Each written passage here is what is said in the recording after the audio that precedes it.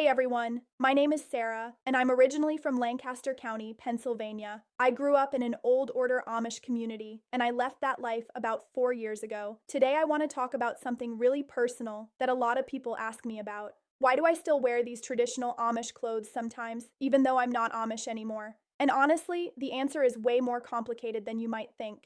So let me take you back a little bit. When I first left the Amish community, I went through what I can only describe as the hardest period of my entire life. Everything I had ever known was gone. My family, my friends, my entire support system. In the Amish world, when you leave, you're often shunned. That means people you've known your whole life won't talk to you, won't eat with you, won't acknowledge you exist. Imagine waking up one day and everyone you love acts like you died. During those first few months, I got rid of everything that reminded me of that life. I threw away my dresses, my aprons, my caps.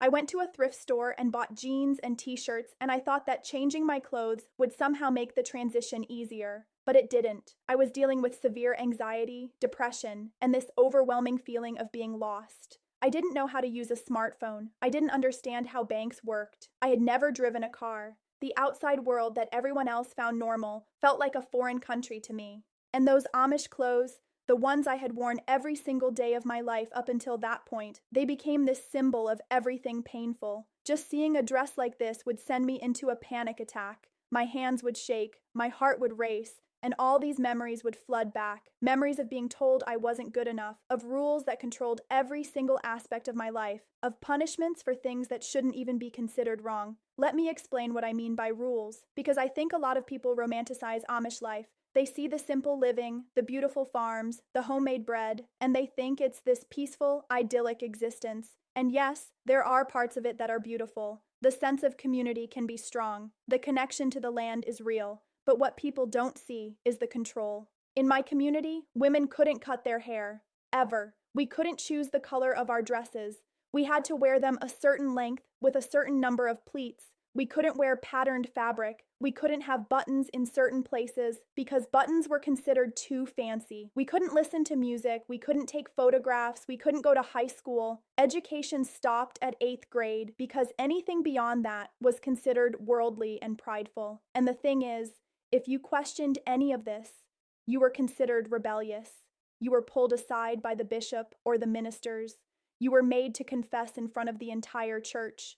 You were told you were risking your immortal soul. That kind of pressure, especially when you're young, it does something to you psychologically. So when I left, I associated these clothes with all of that pain, all of that control, all of that fear. I couldn't separate the dress from the trauma, and for about 2.5 years, I avoided anything that reminded me of my past. I tried to become someone completely different. But then, something shifted. I started going to therapy, which, by the way, is something the Amish don't really believe in. Mental health isn't talked about. You're just told to pray more, to have more faith.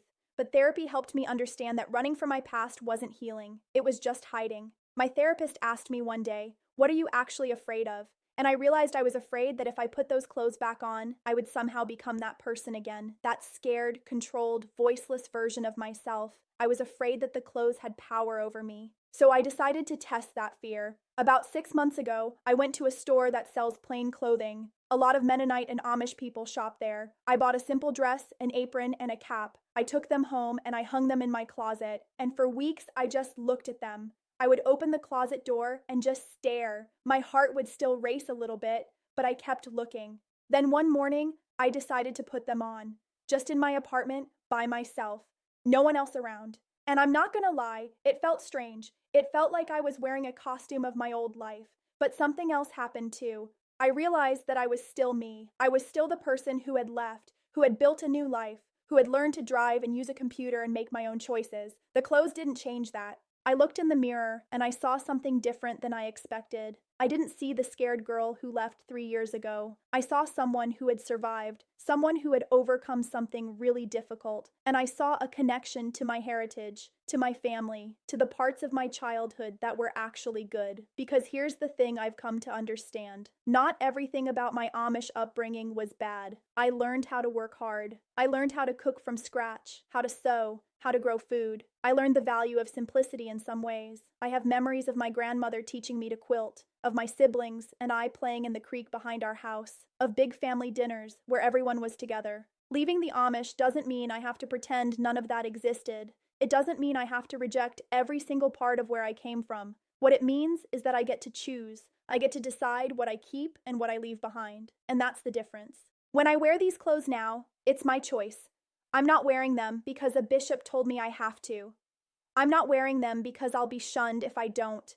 I'm wearing them because sometimes I want to feel connected to where I came from. Sometimes they're just comfortable. Sometimes I wear them when I visit my Mennonite friends who left the Amish like I did, and it's this shared experience we have. And here's what I want people to understand. These clothes, they're just fabric. They're stitches and cotton and thread. They don't have power unless I give them power. For years, I gave them power over my emotions, over my healing, over my identity. But now I've taken that power back. I can put them on and I can take them off. And that freedom, that choice, that's what I didn't have before. That's what makes all the difference. I'm not bound by their rules anymore. I'm not living in fear of punishment or judgment. I'm just a woman who sometimes wears a plain dress because she wants to. I think a lot of people who leave high-control religious groups go through something similar. Whether it's Amish or Mennonite or any other community where your clothing is controlled, there's this process of reclaiming your identity. And part of that process, at least for me, was realizing that I don't have to completely erase my past to move forward. So yeah, that's why you'll sometimes see me in videos wearing these clothes. It's not because I'm going back. It's not because I miss the rules or the control. It's because I've reached a point in my healing where I can honor where I came from without being controlled by it. I can remember the good parts without ignoring the painful parts. And I can wear whatever I want, whether that's jeans and a tank top or a plain dress and apron, because it's my choice now. And that freedom to choose, that's something I'll never take for granted again. If you're someone who's left a similar situation, I hope you find that freedom too. It takes time, and it's not always a straight line, but you can get there. You can heal, you can reclaim the parts of your past that are worth keeping, and you can let go of the rest. And you can do it on your own terms. Thanks for listening to my story today. If you have questions about growing up Amish or leaving that life, leave them in the comments and I'll try to answer them in future videos. And if this resonated with you, please share it with someone who might need to hear it. Take care, everyone.